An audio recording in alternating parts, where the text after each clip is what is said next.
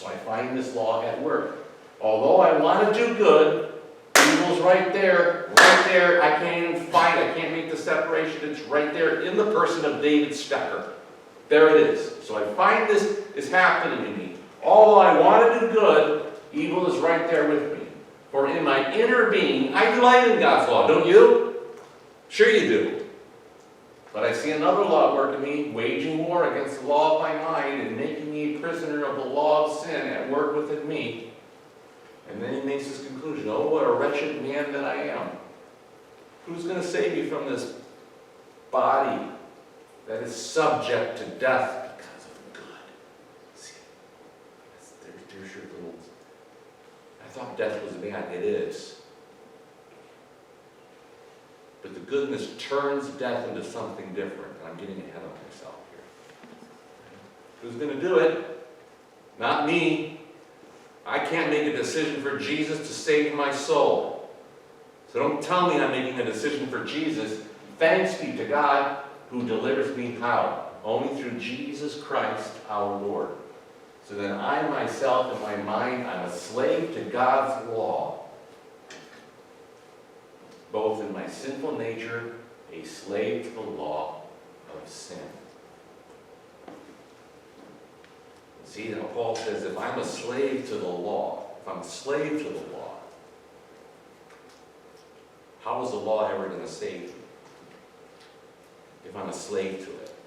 It can't. This is why Paul goes so far away. It's not just about, hello, I'm Harry Cemetery. If you're good, you go to heaven. If you're bad, you go to hello, I'm Harry. It's not that at all. It's the fact that my makeup is so much both natures, I can't make a distinction between the two. So I'm totally resting on the mercy of Jesus. All right? And within all that stuff, I'm defining good and evil, aren't I? Well, I'm not. Paul is. Making sense? This is heavy. Any questions? No? All right.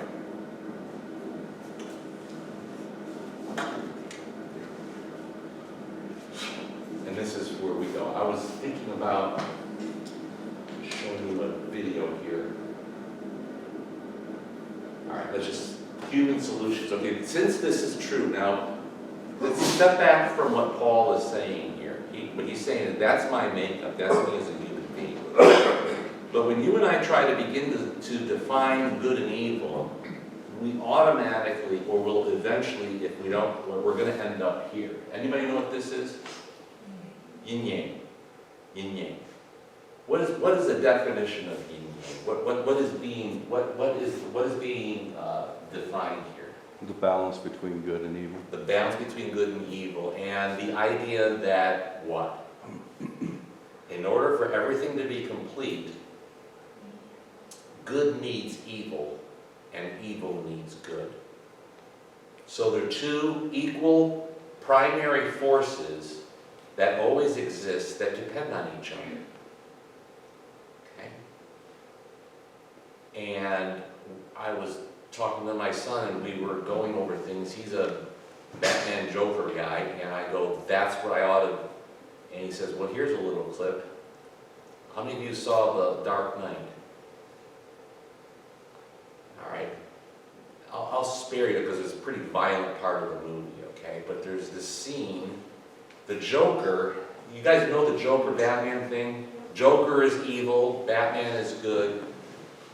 But the Joker can say some things about Batman that are actually kind of true, and it really makes him angry, although he's evil. And basically what Joker will do within his, Joker is the epitome of evil, right? But he'll basically taunt Batman by telling him that Batman needs the Joker. Batman needs the Joker in order to show his goodness, right?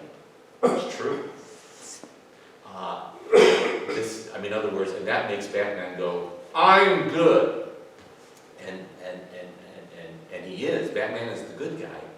But it's kind of like if you talk to a police officer and you say, do you know that the criminal is what's keeping your paycheck going? True, right? Good cop, bad cop, and they're just seeing where's the good cop. But let me show what happens. Joker is in prison, or he's in a holding tank, and Batman, the woman he loves is somewhere, and Joker put her there, okay? And so Batman wants to get to the bottom of it, and there's a scene, Joker's in there, and he walks in, closes the door, comes up to Joker. Where is she? You know, and of course Joker is joking around, and he's not going to tell her. He's not going to tell Batman. So Batman resolves, I'm going to beat the snot out of you until you tell me, and he starts doing it. And he beats on the Joker and smashes him with. It's very violent, and the Joker's going, ha ha ha ha ha, ooh, that was a good one, kind of thing. So where is she? And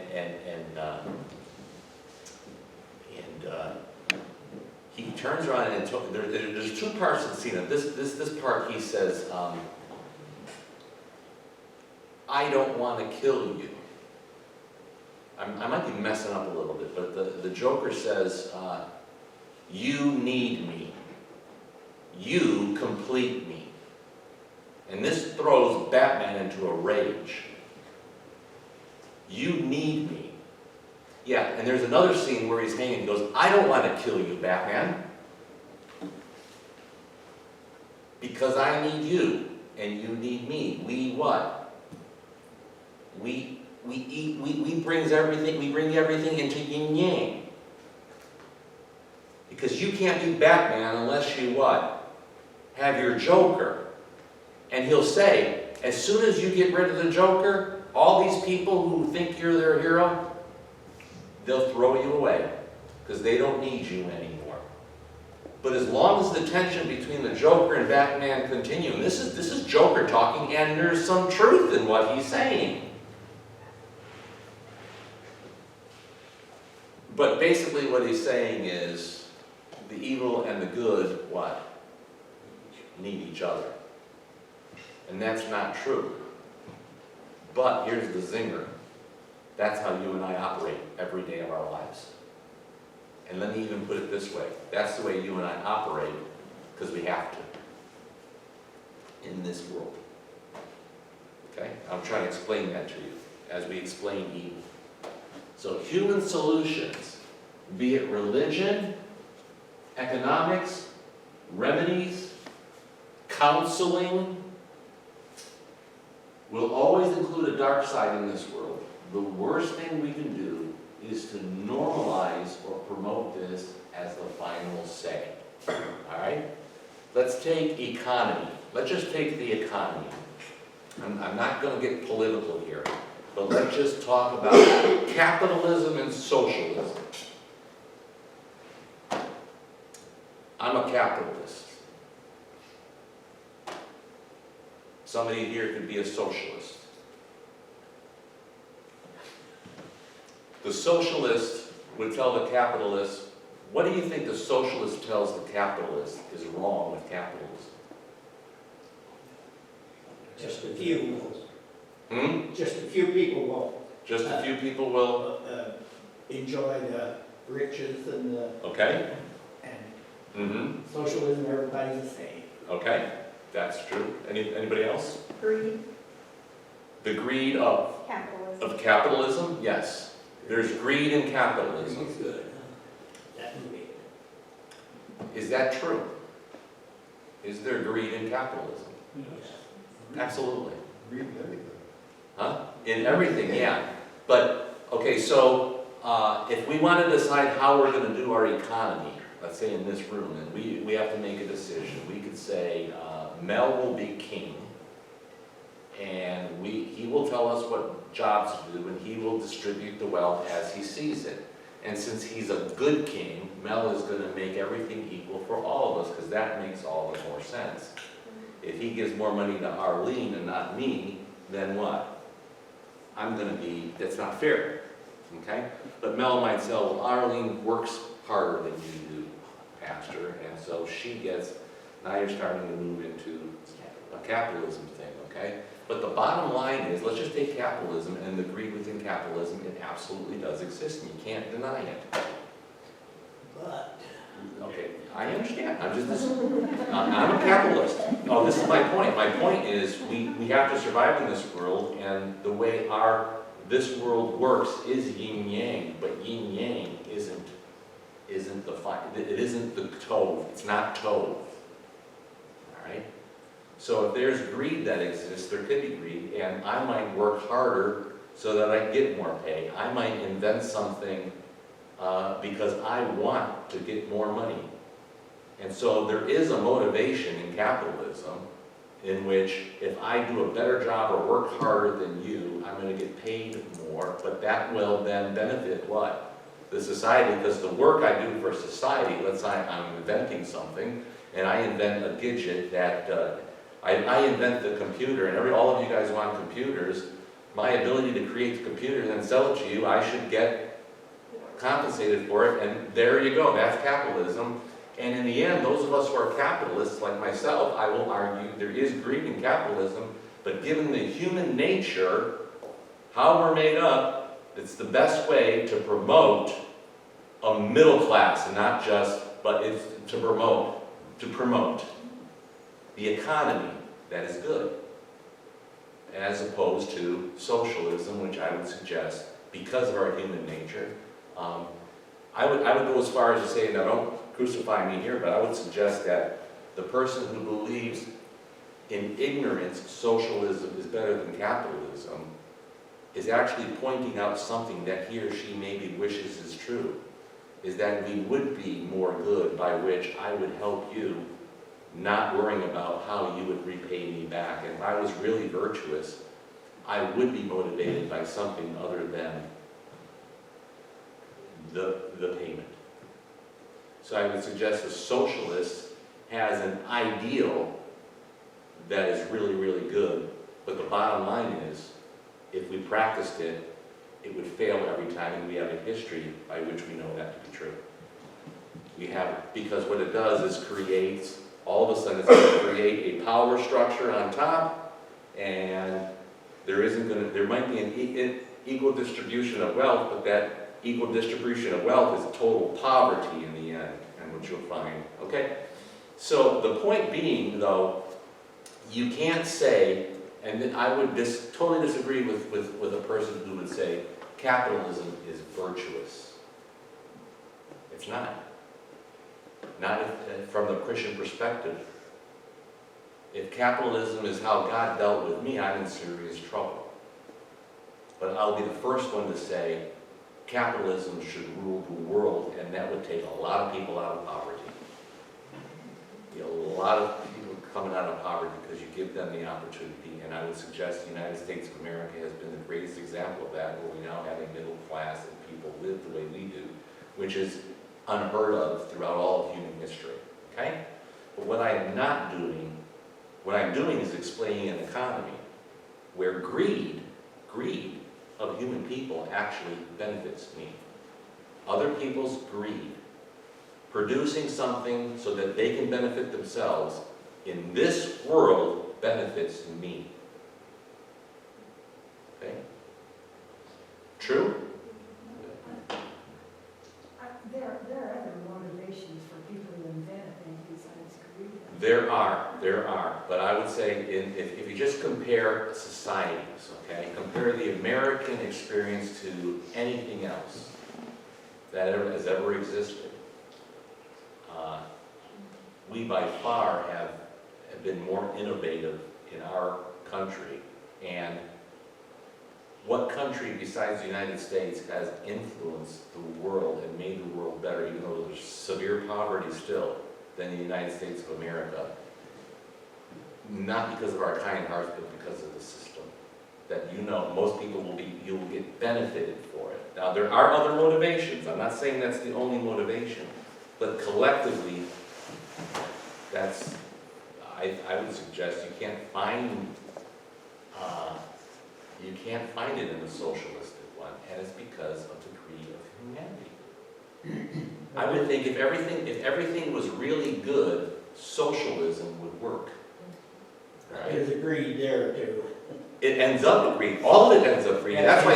In socialism, there's. Yes, because the people then have to get King Mel to, now you're gonna be in charge of distributing the wealth, so we just handed the power to King Mel. And what will happen for the sinful flesh will what? This is I'm gonna try and get there. yeah, and you're gonna benefit yourself, and that's the way it goes. So basically, we're saying collectively, we have to have a government that will now distribute, and that becomes the way of the economy, and it doesn't work. But there will be, if you go look at communist Russia, and what they've done, there was this elite, and the elites in communist Russia who had the power, their pockets were lined at the expense of, look at China right now. They are a booming economy, but look at the average human being in China compared to the average person in the United States of America, right? Right? What I'm trying to say is, and that's just economics. Counseling. Now, I do a fair amount of counseling, but I'm not a counselor. But I know when I have two people in trouble in a relationship, we talk about salvation and all that stuff, but at the same time, I know that this man and this woman have to somehow come together. And they're taught, I'll tell them, or if I'm marrying a couple, you guys probably remember like the marriage stuff that I tell people, and that is, how a man and a woman is supposed to treat each other. Ephesians 5, right? And that is the spiritual aspect of a marriage. But at the same time, what do? I have people go through something called Prepare Enrich. And there's all kinds of categories in that. It has to do with the things you like, and you have to rate them on a scale. And there's no right or wrong necessarily, but the point is, in your everyday life between a husband and a wife, because there's a sinful nature that exists in all of us, we don't have to agree on everything, but we have to respect each other. I'll say that 30% of what happens in a marriage is something that you have to agree upon. Like how you're going to raise children, how you're going to handle your finances on. But 70% of the things that exist within a family, a husband and a wife, the differences do not have to be solved. You don't have to solve those differences. You just have to respect one another. And within that, there is an economy. And there is a give and take. And there is something we call about compromising with one another in a relationship. And all that stuff gets taught in marriage counseling. It's a yin-yang, though. That exists. There has to be that kind of human cooperation. Am I making sense? This isn't Tove. This is, we have to figure this thing out, and I'm going to have to compromise in order for this to work. And that's how things exist. So some would suggest there's a give and take, evil, good. But the point is, this is how we live. And this is why human religions, every human religion has yin-yang except for Christianity. And even within Christianity, you have to find the pureness of the Christianity, because false Christianity always falls to a yin-yang. And it's the idea that in order for perfection to happen, in order for the ultimate good to happen, evil and good are dependent on each other. And the two of them are just the opposing forces that come together and then create the solid good that should exist within humanity. Now, if you think about that from the perspective of salvation and what's good about God and how He deals with us through the person of Jesus Christ, that is blasphemy. It's wrong. And that's why all human religions are wrong. Because every one of them have the good, bad. Look at the Egyptian, look at the mythology, the Greek mythology. What do you have in all the different gods? You have good gods, and you have bad gods. And the good gods aren't purely good. They have their area of expertise. And they all exist and they fight and they try to cooperate, but they don't. And within that realm, you have a yin-yang. And the idea is all the gods put together create an economy of good. But they're dependent upon each other. Am I making sense? This is really important for us to understand because salvation, what God talks about in regards to what is good and in harmony, is not this. It's not this, but the humanity in me always resorts to this because this is the only thing I know. The only thing I know. When I was a kindergartner, I was taught, even before I was a kindergartner, I was taught to get along with people, to not say something to somebody, don't say anything at all, right? That whole thing, if you're going to, and then I have to get a good grade. And we need this. I need to be challenged, and I need to learn mathematics and English and all that stuff in order to get a good grade. And I told my kids, just like my parents told me, you have to work hard to get a good grade. But there's a lot of bad and good in the whole thing. Yes, I'm going to have to be competitive in the world. Okay? And that's how it works. You're going to go in the world, right? And this is why a lot of people, even businessmen, might say, you know, I separate my Christianity from my business. And I'm going to treat people this way because that's business. And what he's saying is, I'm going to be crooked to these other people, but that's business. They're doing it to me, I'm doing it to them. Now, that happened when I worked for 7 years at the Prudential as a financial planner. That happened all the time. All the time. So that's one of the things I'm very happy with being a pastor. I don't have to deal with that like I used to, but I had to survive. Now, I'm not saying I did unethical things that a lot of people did, but I worked hard at getting the business and finding a way to get the business. And when I went to get the business, I got the business for me and my family. And that's how it worked. Right? And there's somebody else who might not have gotten the business. Now, if I was good and pure, what would I do? Sheridan, become a socialist. But I didn't. And that exists in the world. See what I'm saying? Now, when we begin to think that that ultimately is the righteousness that comes from God, that's when we truly mess up.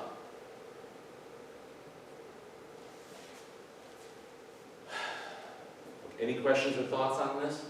I'm going to keep trying to unpack it. The yin-yang. All right, this, I should probably have gone here so we have that long. All right, so now let's take it, in other words, that whole yin-yang is this. When I say the economy of the world, this is what I'm talking about, right? We exist in good and bad, and here we go. So we have to work things out in this world. And here I am struggling, growing up, getting my diploma, going to college, going to work, trying to get along in life. And it's always the yin-yang. It's always there. Nothing's pure. Nothing's pure in anything in regards to the economy of this world. But lo and behold, I'm a Christian. Lo and behold, you're a Christian. And you and I are taught the purity of the gospel, the purity of the good news of Jesus Christ. And I come to realize that my salvation, my eternity, does not rest in the economy of the world or the yin-yang. What's presented to me now through the gospel, which goes against our human nature in so many different ways. This is why we have a problem with grace. This is why we have a problem with not being able to thinking that I can't fulfill things by me obeying the law, because my human nature says I can. But every time I try to do it, I'm like the guy who says, when Jesus says, be the good Samaritan, he says, oh, so who is my neighbor? How can I manage this thing called good? Well, the bottom line is I can't. But the gospel, the purity of the gospel is that God does it for me, and this is completely different than yin-yang. It's Romans chapter 7, which we just went over.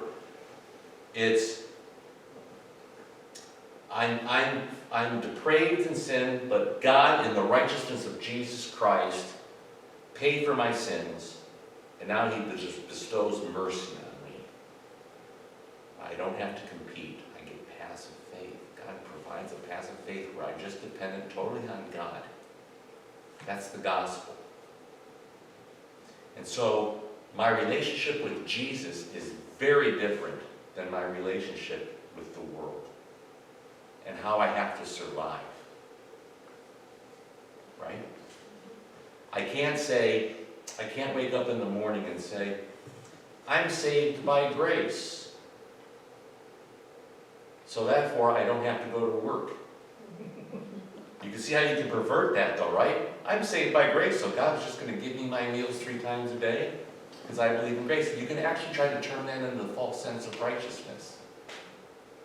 I don't. I live in a world with an economy, and I also, here I am, I'm a Christian. I know that my pure salvation is not the economy of the world, but it is the glory of God through the person of Jesus Christ, through His grace and mercy.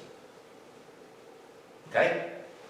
So, I'm going to get my next meal because Emmanuel gave me my paycheck, and hopefully I fulfilled all my responsibilities as your pastor this last couple of weeks. Okay? There's times I didn't want to do it. There's times just like you, I got up in the morning and I would rather stay in bed. Right? So there's even an economy there, and a good thing. Right? And so I do that, but at the same time when I come in contact with the Word and the Sacrament and God shows me the purity of, I'm going to heaven purely, and those 2 things exist for me, wholly beyond comprehension. I have a hard time comprehending the mercy of God. We call this, and Luther called this, the kingdom of the right. This is necessary, and it's the kingdom of the left. I didn't even have to go with capitalism and socialism and counseling. I could have also just talked about government. I could have, right? And the necessity for government in order for us not to kill each other. Right. And so you can do this in all different ways, but this is just the way we work, see? Now,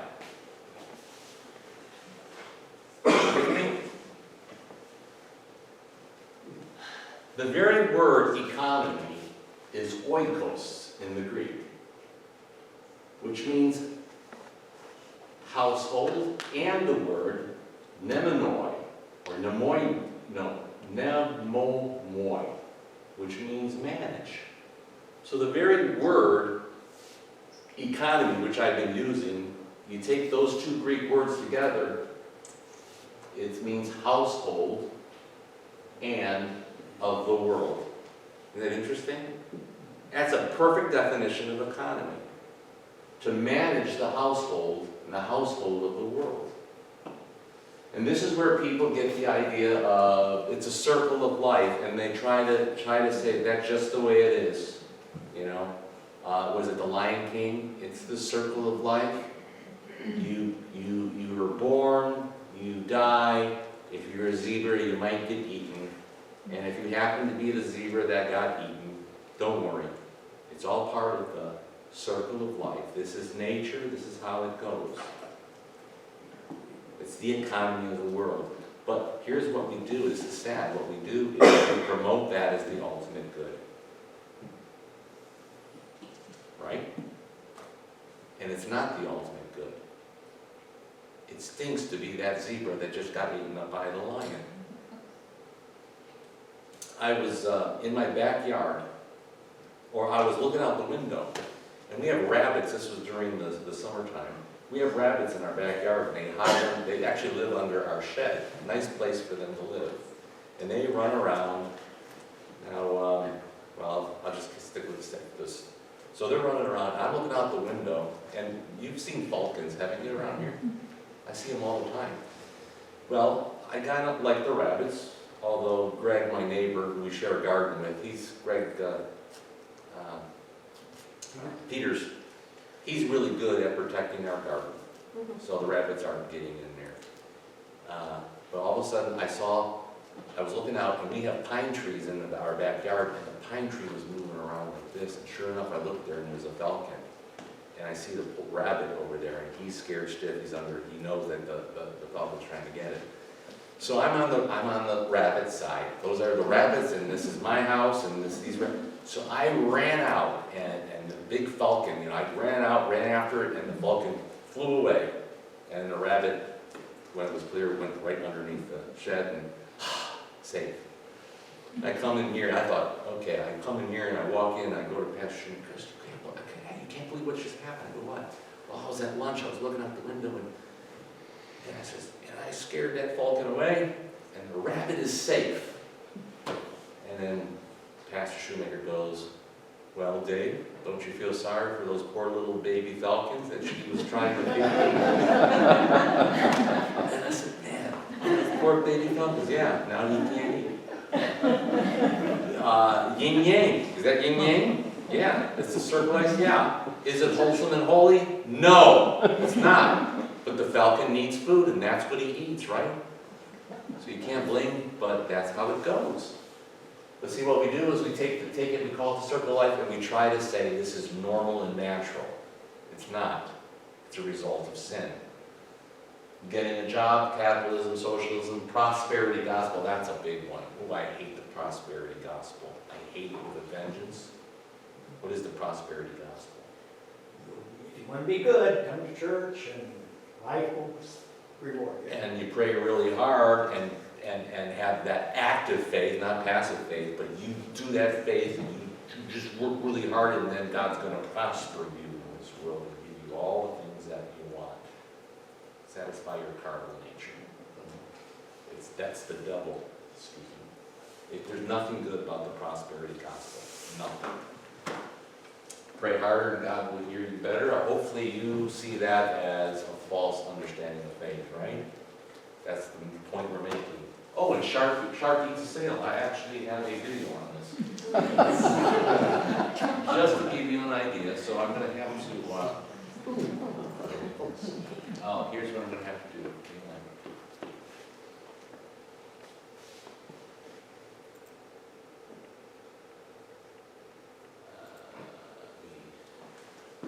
Turn this on.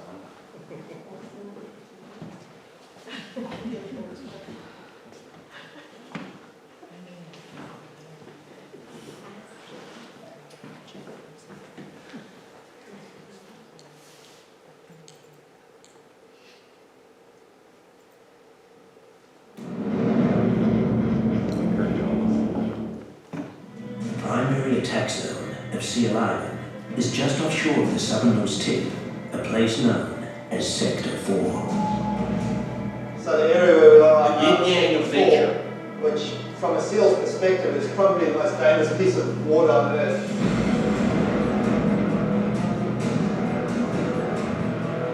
Breaching out of the water is a special adaptation learned by great whites at Seal Island to help them surprise and capture their prey.